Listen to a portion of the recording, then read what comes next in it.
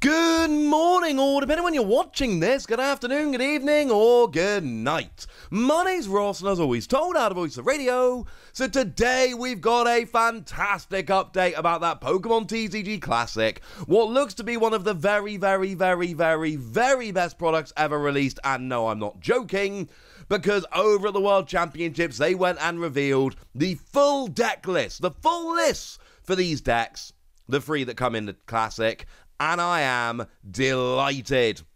I should say a massive shout out here to the lovely Matthew Varive Immunity over on Twitter, the lovely dude who runs PidgeyWiki, fantastic person who has very kindly shared these images with us. Now, before we get going on exactly what's in them, I do need to say they've shown us the English and Japanese list side by side. The Japanese version is better. Like, if we have a look at the Bulbasaur one or the Venusaur one, we can see there are very clear differences. So, for instance, you know, look here, the Ultra Ball and the Super Rod. Yeah, they're all hollow borders in the Japanese version. They're not in the English version.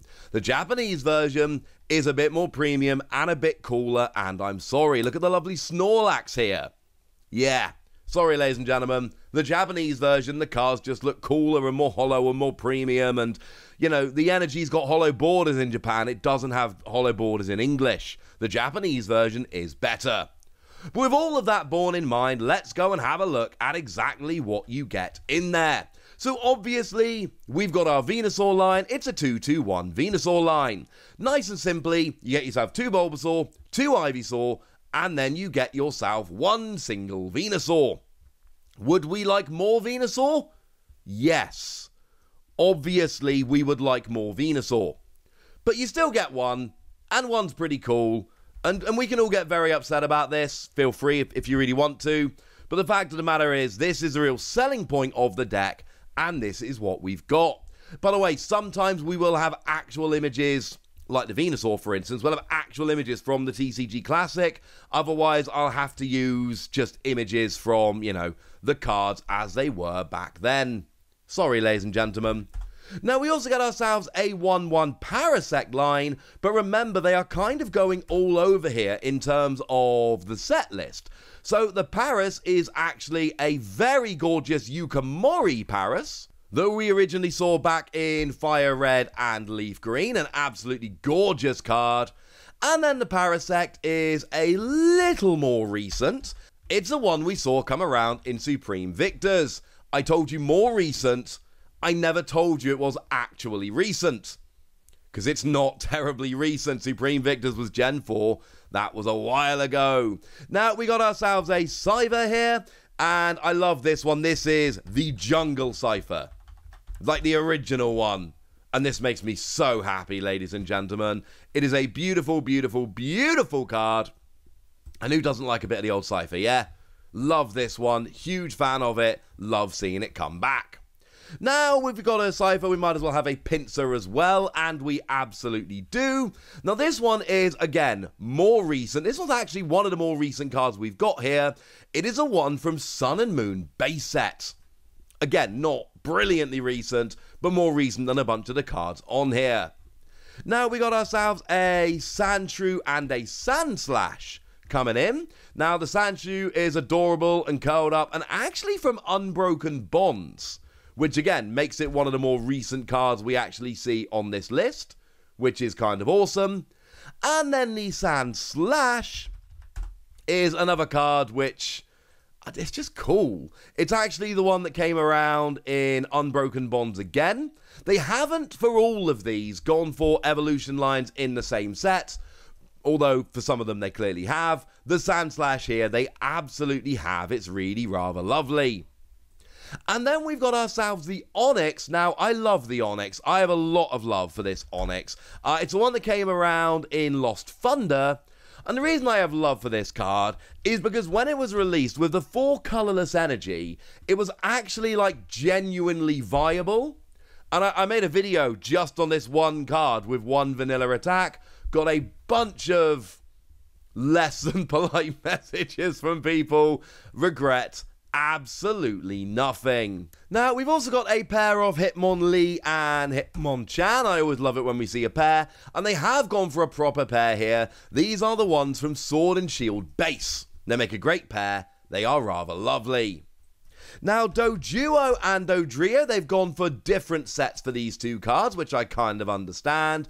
The Doduo is the one that actually came around in Breakthrough, and I adore the art on this one in front of the van with a Dodrio on. It's cool, whatever it is. I really like the artwork. And then the Dodrio is the one from the Heart Gold Soul Silver era, my favourite era in the TCG. Came around in Undaunted. It reduces retreat cost by 2. I absolutely love it. Huge, huge fan of this card.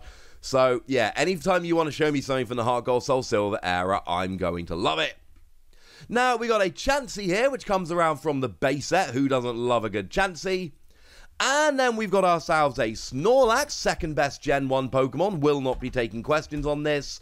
But specifically, it is the Snorlax that came around in Rebel Clash. They are all over the show here, showing us all of these cards. And I love it. They've gone through all kinds of different eras. Could not be a big enough fan of what they're doing here. It's brilliant. And then we've got the Lugia, which is a brand new card we talked about before. Now, to save this video being a million years long, we're not going to go through all of the trainers. You can see them all there. Do remember we've got the Grass Seed thing, which gives an extra 100 damage to Venusaur specifically. Its attacks, which is awesome. And especially on the Japanese version here, look at the double colorless energy. It's amazing.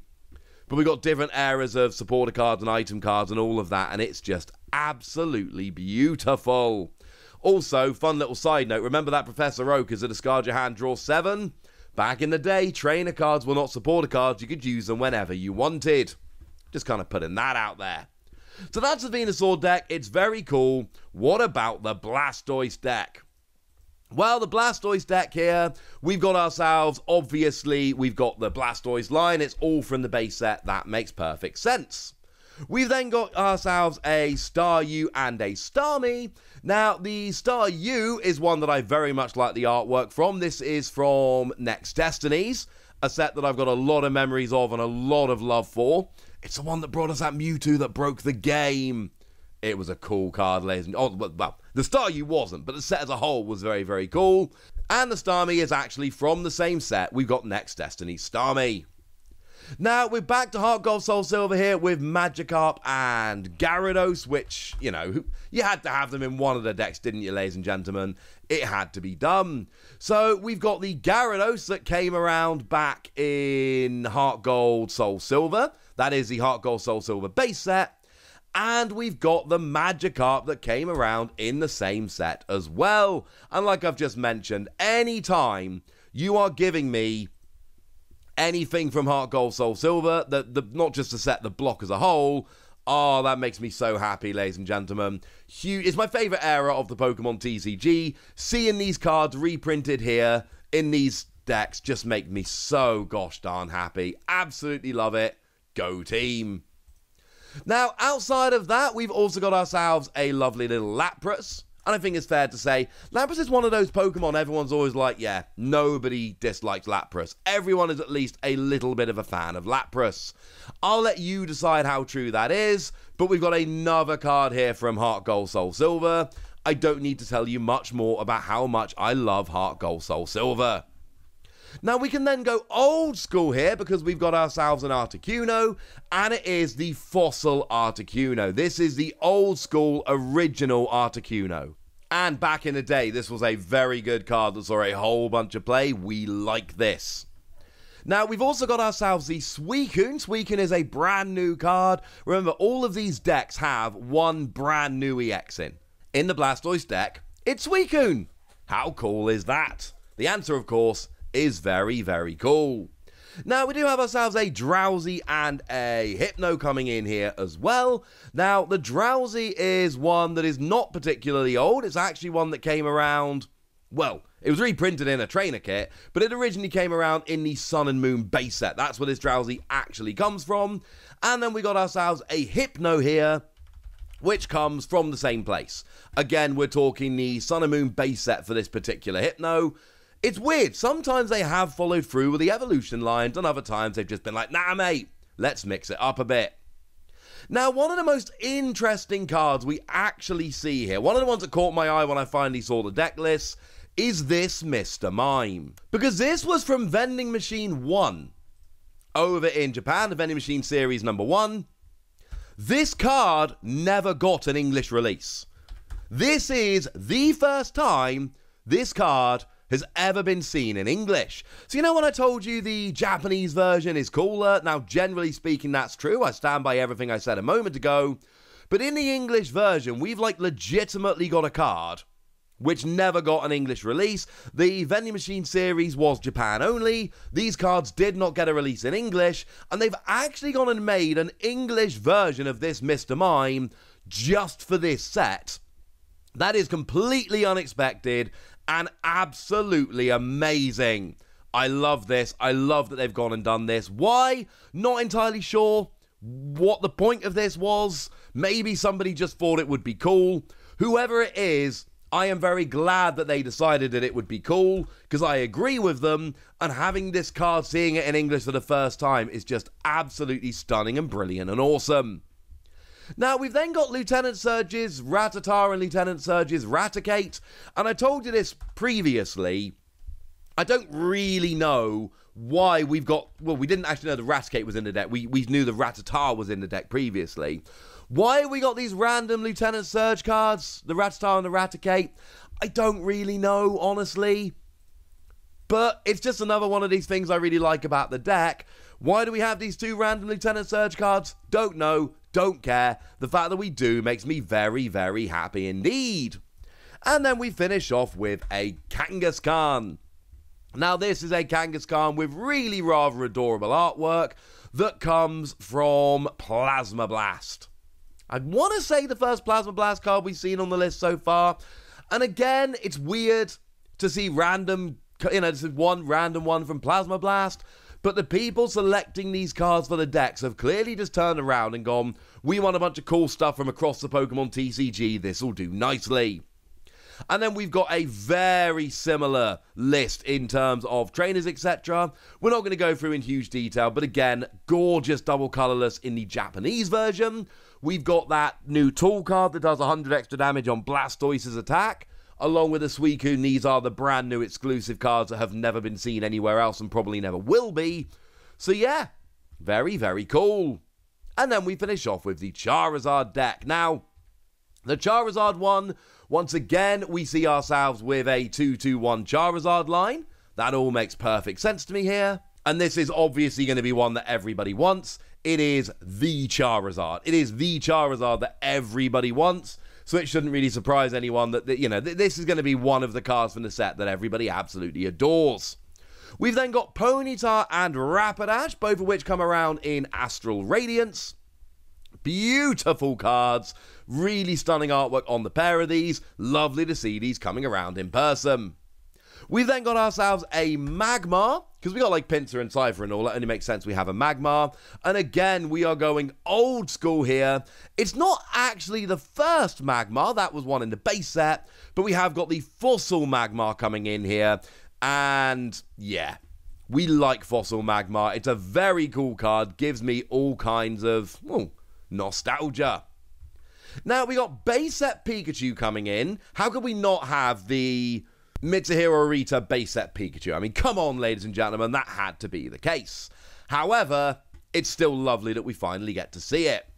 But no following on the evolution line here, because we have a Raichu, but it's from a very different set indeed. It's actually the Raichu that came around in the Sword and Shield base set, which is very cool. I mean, it's not actually a cool card at all. It's a terrible card. But it's still kind of cool that we do get it. And, Pikachu and Raichu, they had to be in, did they not? Now, we do get ourselves a Voltorb and an Electrode here. And again, with these ones, we're going pretty gosh darn old school. The Voltorb here is, again, we're going back many, many years. But we got ourselves a Voltorb from the base set. Base set Voltorb! Who doesn't want a bit of the old base set Voltorb?